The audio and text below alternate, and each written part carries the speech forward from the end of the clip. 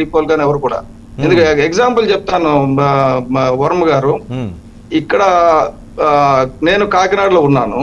ఇక్కడ ప్రతిపాడులో శృంగవరం అనే ఒక గ్రామంలో ఒక డబ్బులు ఇస్తుంటే, వైసీపీ వాళ్ళు డబ్బులు ఇస్తుంటే తీసుకోవడానికి నిరాకరించినందుకు ఒక కత్తి పట్టుకుని కడుపులో చీరేశాడు. దాదాపు 8 అంగుళాలు చీరిపోయింది కడుపు పైనుంచి కిందకి. అంత చేసిన తర్వాత వాడు కేసు పెట్టమంటే అసలు అది జరగలేదు, ఎవడు తీసుకోవడం మానేసింది. అక్కడ police station, Sringavaram police station సఫియో ఎవరు ఉన్నారు, ఆయన ముస్లిం ఆయన, మేము తీసుకోమండి దూరంపూడి చంద్రశేఖర్ రెడ్డి గారు చెప్తే గానీ మేము తీసుకోవాలన్న పరిస్థితిలో ఆయన చేశాడు.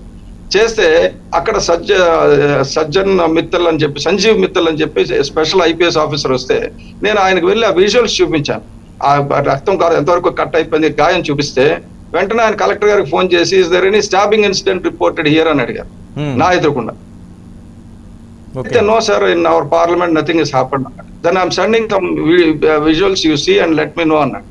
చూస్తే sir it is very scary అన్నాడు. So immediately file a case, this is the details ఆయన పంపిస్తే అప్పుడు కేసు కట్టి, అది కూడా ఏంటి చిన్న గాయం కూడా కాదు, స్మాల్ హర్ట్ అని రాసి కేసు బుక్ చేశారు. చేసిన తర్వాత గొడవ పెడితే 307 అని వచ్చిన తర్వాత ఆయన ఏం చెప్పి ఒక మాట చెప్పారు, ఇంకెక్కడ ఇంకొక స్టాబింగ్ ఇన్సిడెంట్ కానీ ఇలాంటి ఫోర్స్ఫుల్ కానీ జరిగితే నేను చాలా సీరియస్ చర్యలు తీసుకుంటాను, you do whatever is needed but no force should be deployed. ఇలాగ ఓట్ల గురించి ఫోర్స్ చేసి ఇది ఉండకూడదు అనేసరికి ఆఖరికి దూరంపూడి చంద్రశేఖర్ రెడ్డి గారే దాదాపు 7-8 వార్డుల్లో ప్రజలే రానివ్వలేదు ఆయన్ని. అంటే భయపెట్టి పాలించే పరిస్థితి పోయిందండి. ఇప్పుడు మళ్ళీ ప్రజాస్వామ్యం, ప్రజారాజ్యం వస్తుంది. అది it's a good sign for democracy అండి. రావాలి ఇది, ఎవరికైనా ఒక వన్ సైడ్ గా ఉండకూడదు. ఇది చాలా మంచి పరిణామం అని నేను అనుకుంటున్నాను వరుణ్ గారు. Thank you. నన్ను సత్య గారు కళ్యాణ్ గారు ఎక్కడ ఉన్నారు? కళ్యాణ్ గారు పార్టీ మంగళగిరి కార్యాలయంలో ఉన్నారండి. ఓకే, సెలబ్రేషన్స్ అక్కడ పిఠాపురంలోనా? 2 దిక్కుల రాష్ట్రం అంతటా. ఇది యాక్చువల్గా దేశం అంతా కూడా వాచ్ చేస్తుంది రిజల్ట్స్ ని, రాష్ట్రం అంతటా. ఎందుకంటే ఎలాగా పవన్ కళ్యాణ్ గారు అది మామూలుగా రాష్ట్రమే కాదు దేశం కూడా గుర్తించింది. సో అది thank you very much sir. నేను వేరే ప్రోగ్రామ్ లో ఉన్నాను. థ్యాంక్ యూ సత్య గారు. శివపార్వతి గారు, ఏంటి ట్రెండ్స్? ఇంకా పోస్టల్ బ్యాలెట్ లోనే ఉన్నాయి, ఇంకా టైం ఉంది 11:30. రివర్స్ చేయడానికి ఇంకా టైం పడుతుంది. 11-11:30కి ఒక క్లారిటీ వచ్చే అవకాశం ఉంటుంది. ఇదే ఉండొచ్చు, ఉండకపోవచ్చు అని. ఆంధ్ర రాష్ట్ర ప్రజలకు ఎప్పుడో క్లారిటీ వచ్చేసిందండి. సో మధ్యాహ్నం కాదు సాయంత్రానికి తేలిపోద్ది కదా, తినబోతారు వచ్చేందుకు. సో ఖచ్చితంగా ప్రజలు కూటమికి అండగా నిలబడ్డారు. ఇది ప్రకృతి నిర్ణయం. ఇది ఎవరు మేమే కాదు, మేమే గెలుస్తాం.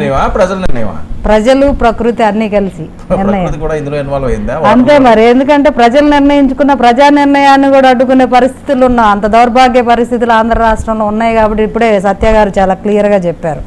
అంత పెద్ద దాడి జరిగిన, అంత పెద్ద గాయమైన, చిన్న గాయమైన రాసే పరిస్థితి. అందుకే ప్రకృతి సహకరించింది అనేది. సో అలాంటి వాటిని కూడా అడ్డుకట్ట వేయగలిగి, కట్టడి చేయగలిగి ప్రజాస్వామ్యాన్ని బ్రతికించుకోగలిగామంటే అది. స్థానిక ఎన్నికలు ఏ రకంగా జరిగాయో మా కాన్స్టిట్యున్సీలోనే 2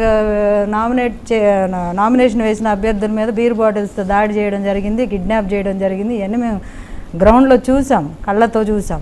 ఇక్కడ కూర్చొని డిబేట్లో అలా జరగలేదు, మేము ప్రజాస్వామ్యబద్ధంగా ఉన్నాం అది ఇది అని చెప్తారు. అది అంతే, వాళ్ళు చెప్పుకుంటారు. అంతేగాని మేము దాడి చేసాం, రౌడీజం చేసి గెలిచామని చెప్పుకోరు కదా. ప్రజలు మాకు మద్దతు ఇచ్చారనే చెప్పుకుంటారు.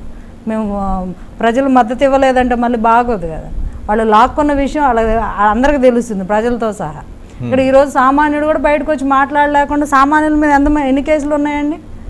ఒక్కొక్క నియోజకవర్గంలో దాదాపు 7-8 వేల మంది మీద కేసులు పెట్టారు. అసలు దేనికి పెట్టారో కూడా అర్థం కాని కేసులు ఉన్నాయి. కావాలంటే వాళ్ళు ఎవరు లేవు అన్న వాళ్ళకి మాతో పాటు ఇంత స్పష్టమైన ఆధిక్యత రావడానికి ఏదైనా బలమైన కారణం ఉన్నదా? అంటే పూర్తిగా జగన్మోహన్ రెడ్డి గారు విసుగు చెందారండి, పూర్తిగా విసుగు చెందారు. అంటే ఆయన ధోరణి ఎలా ఉందంటే, మేము సంక్షేమం డబ్బులు ఇస్తాం, మీకేం కావాలంటే అవి చేసుకోండి, మా ఇష్టం వచ్చినట్టు మేము ఉంటాం, మేము రోడ్లు వేయం, రాజధాని మాకు పని లేదు, పోలవరం మేము కట్టాం, మేమేం చెయ్యం, మీకు సంక్షేమం ఇస్తాం, అప్పులు చేస్తాం, కనపడినంత భూములన్నీ దోచేస్తాం, కబ్జా చేస్తాం, మింగేస్తాం, కాకపోతే మీకు డబ్బులు ఇస్తాం, ఒక 10,000 15,000 ఒక 20,000 మీ మొహాన డబ్బులు పడేస్తాం, మీరు మళ్ళీ మాకు ఓటేస్తారు. ఈ తత్వంలో ఉన్న విషయం ప్రజలు గమనించలేదా? గమనించారు క్లియర్గా. కరెంటు బిల్లు 8 సార్లు బాధినప్పుడు నెల నెల కరెంటు బిల్లు